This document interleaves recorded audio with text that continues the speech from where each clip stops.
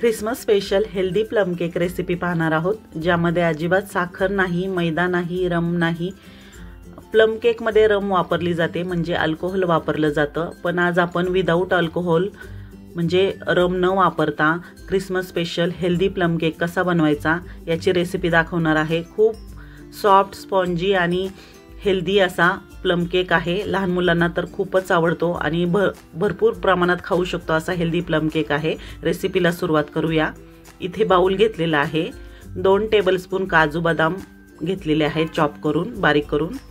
1 tablespoon cherry घेतलेली आहे, 2 tablespoon मनुके घेतलेले आहेत, 3 टेबलस्पून टूटी फ्रूटी घेतलेली आहे। आता 2 टेबलस्पून काळे मनुके घेतलेले आहेत। केक छान कलरफुल दिसावा आणि हेल्दी व्हावा म्हणून असे आपण colourful fruits and dry fruits, nuts घेतलेले आहेत। आता इथे एक फ्रेश ऑरेंज घेतलं, त्याचा ज्यूस काढून घेतलेला आहे 1/4 कप। मेजरिंग कपने 1/4 कप आपण ज्यूस घेतलेला आहे। चांगलं मिक्स करून घ्यायचं आहे आणि 15 मिनिटे मुरत ठेवायचं आहे। तुमच्याकडे जर जास्त वेळ असेल तर तुम्ही अर्धा तास ते 1 तास मुरत ठेवू शकता। मी इथे 15 मिनिटं मुरत ठेवलेलं आहे। तर 15 मिनिटानंतर बाकीची प्रोसेस करायची आहे। आता हे 15 मिनिटे झाले आहे मुरलेलं। आता आपण केक टीन घेतलेला आहे। केक टीन नसेल तर तुम्ही तुमच्याकडलं कुठलंही भांडं घेऊ शकता किंवा पातेल्यातही करू शकता।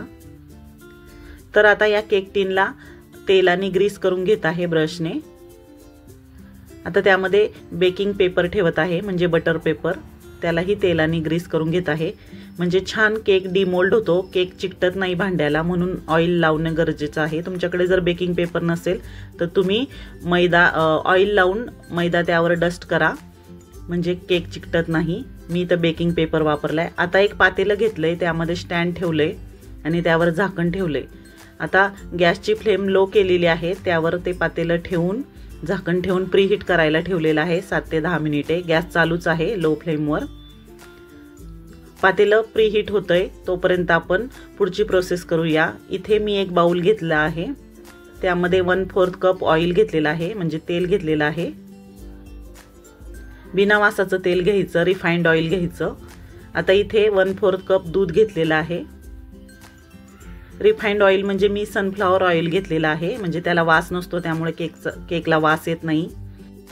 आता गूळ वितळून घेतलेला आहे, अर्धा कप गूळ घेतलेला आहे वितळलेला। गूळ वितळत असताना त्यामध्ये 1-2 चमचे पाणी टाकून गूळ बारीक चिरून वितळून घेतलेला आहे आणि मग कपमध्ये ओतून घेतलेला आहे। अर्धा कप मेल्टेड गूळ घेतलेला आहे। तर गूळ रूम टेम्परेचरवर थंड करून घ्यायचं आहे।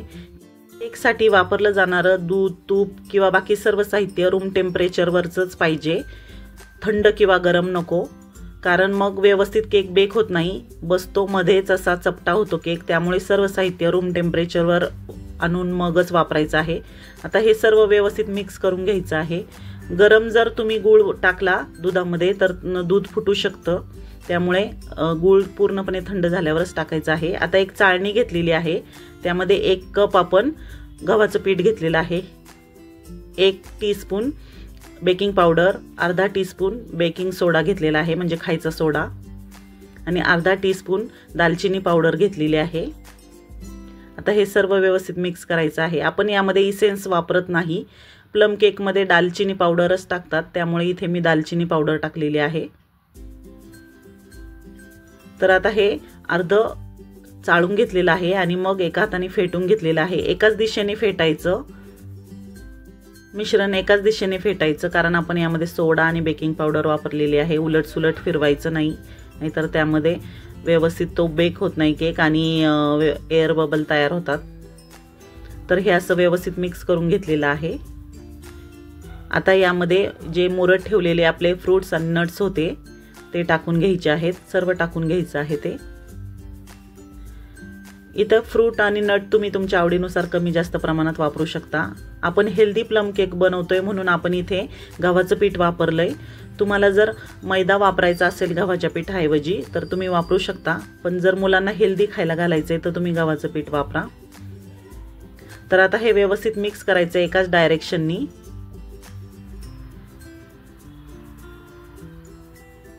आणि जो केक टिन रेडी करून ठेवला होता ऑइलनी ग्रीस करून, त्यामध्ये हे बॅटर ओतून घ्यायचं आहे।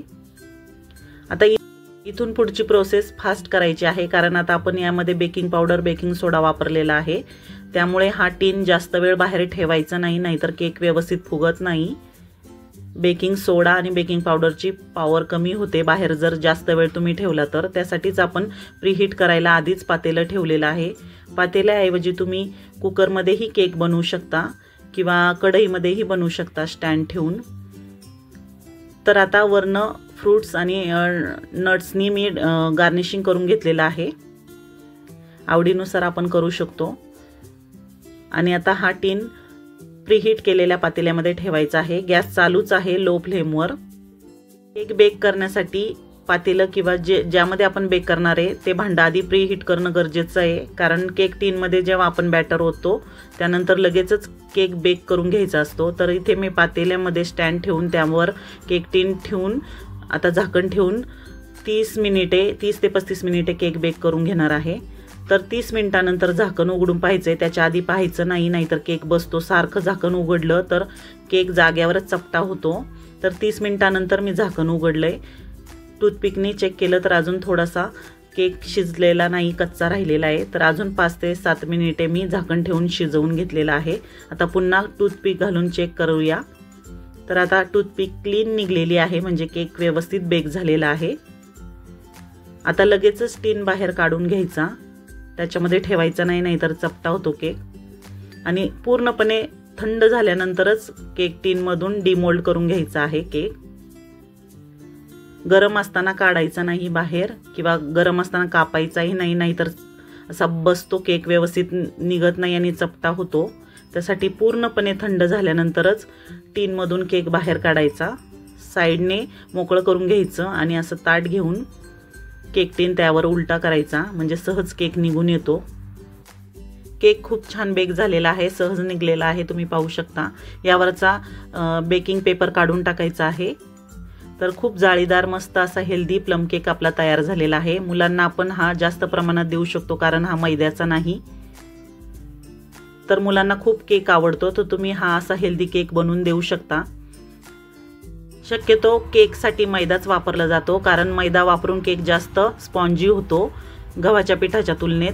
पण हेल्दी म्हणून आपण गव्हाचा पीठ वापरून केक केला तर छान हेल्दी केक तयार होतो। तर तुम्ही गव्हाच्या पिठाऐवजी मैदाही वापरू शकता, गव्हाचं पीठ न वापरता मैदा वापरून करू शकता केक, याच्यापेक्षा जास्त स्पॉन्जी होतो तो। तर खूप छान असा हेल्दी प्लम केक तयार झालेला आहे। खूप सोपी रेसिपी आहे, तुम्ही एकदा नक्की बनवून पहा। तर आजची रेसिपी तुम्हाला जर आवडली असेल तर तुम्ही नक्की रेसिपीला लाईक शेअर आणि चॅनलला सबस्क्राईब करायला विसरू नका। भेटू पुन्हा, बाय बाय।